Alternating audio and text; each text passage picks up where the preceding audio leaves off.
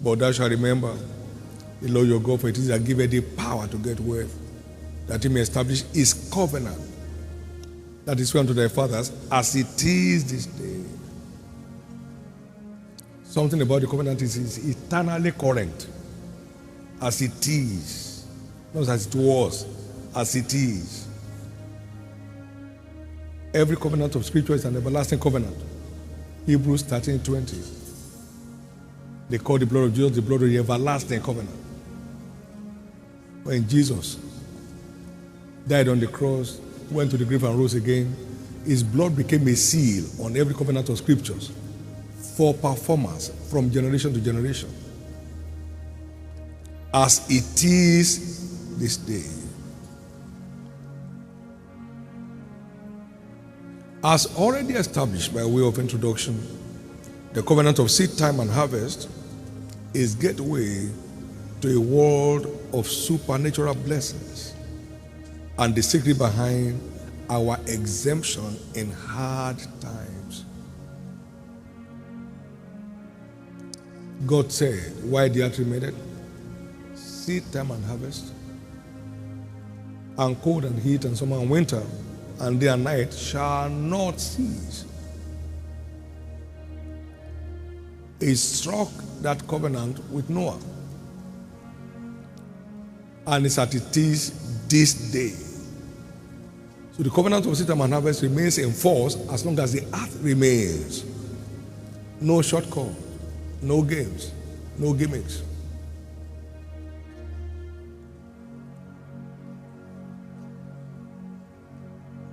So we saw that covenant translated to giving and receiving. Philippians 4 and verse 15. No church communicated with me concerning giving and receiving, but ye only. So seed time and harvest is giving and receiving. And that qualifies us to enjoy all our needs being supplied for. All our needs are not financial. There are many other needs of our life. We need protection. We need preservation. We need long life. There are all fringe benefits that accompany the covenant of seed time and harvest. Also, we have examined the fact that our seed is a spiritual transaction that provokes divine favor upon our lives and not a donation. Solomon had an altar of sacrifice, and heaven responded. It was done on the earth. Heaven responded. 1 Kings chapter 3 and verse 3. Solomon loved the Lord. He had an altar of sacrifice, 1,000 burnt offerings.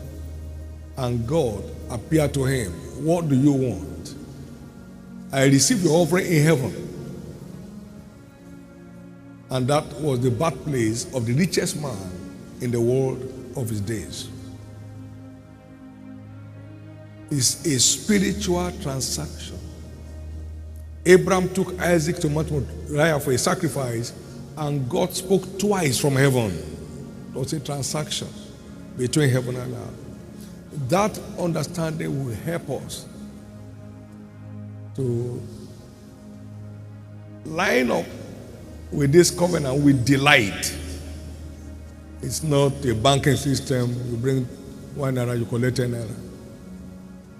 It's a heavenly transaction that pours out his blessings on our lives that no strength or skill may bring about. In Hebrews chapter 7, the Bible said, here men that die receive tithes, but there he receives them, that's Jesus, of whom it is written, witness that he liveth. So the tithing that we do is an heavenly transaction received by Jesus that has the key of David that opens and no man can shut, and shuts and no man can open. So I will open you the windows of heaven. I have the key.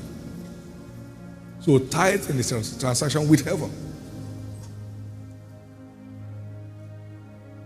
No games, no gimmicks. Jesus is always there. Very big and important issue. Understand that we believers have equality of access in the covenant of abundance. No one has a greater access than another. God is no respecter of persons. His covenant applies to whosoever believes. Whosoever among my children believe, this applies to them. Every provision of scriptures apply to whosoever believes. Whosoever believes. Salvation, as free as it is, applies only to whosoever believes. Healing, do you believe I can do it? Applies to whosoever believes. So the covenant of abundance applies to whosoever believes, not to Jack and Harry.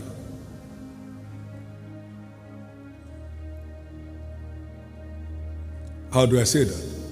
The word says in Romans 10:12, for there is no difference between the Jews and the Greeks. For the same Lord over all is rich unto all that call upon him. How do I say that? He became poor, that we, the redeemed, through his poverty, might be made rich. 2 Corinthians 8:9. How do I come about this? Revelation 5:12. The Bible says he obtained for us the redeemed of the Lord. Equally so, power, riches, wisdom, strength, honor, glory, and blessings. We have equality of access to these blessings. Furthermore, tithing is a validation of this equality of access mystery. The tithe that we pay is upon the blessings he gave us. Equality. The tithe of 10 naira is 1 naira. Equality. The tithe of 20 naira is 2 naira. Equality. The tithe of 1,000 is 100 naira. Equality. The tithe of 100,000 is 10,000 naira. Equality.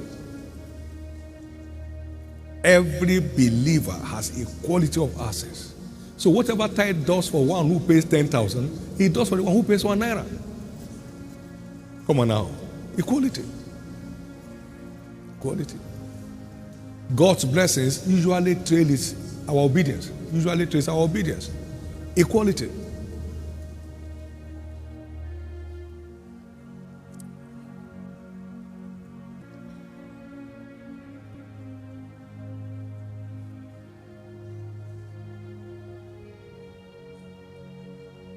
So we understand from that covenant of system and harvest that only givers qualify to prosper and flourish in the kingdom. Only givers. Not founders of ministries. Not pastors. Not bishops. Not archbishops. Not teachers of the world. Only givers qualify to prosper in the kingdom. Not workers. Only givers qualify to prosper financially in the kingdom.